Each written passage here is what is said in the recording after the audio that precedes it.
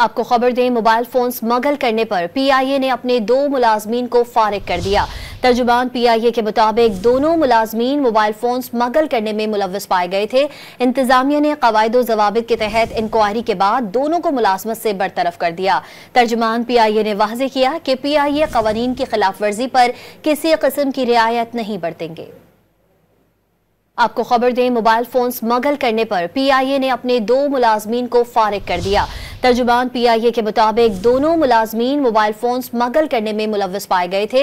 इंतजामिया ने कवायद ज़वाबित के तहत इंक्वायरी के बाद दोनों को मुलाजमत से बरतरफ कर दिया। तर्जुमान पीआईए ने वाज़ेह किया कि पीआईए कवानीन की खिलाफ वर्जी पर किसी किस्म की रियायत नहीं बरतेंगे।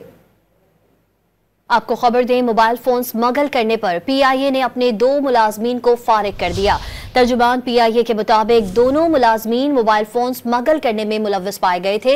इंतजामिया ने कवायद ज़वाबित के तहत इंक्वायरी के बाद दोनों को मुलाजमत से बरतरफ कर दिया। तर्जुमान पीआईए ने वाज़ेह किया कि पीआईए कवानीन की खिलाफ वर्जी पर किसी किस्म की रियायत नहीं बरतेंगे।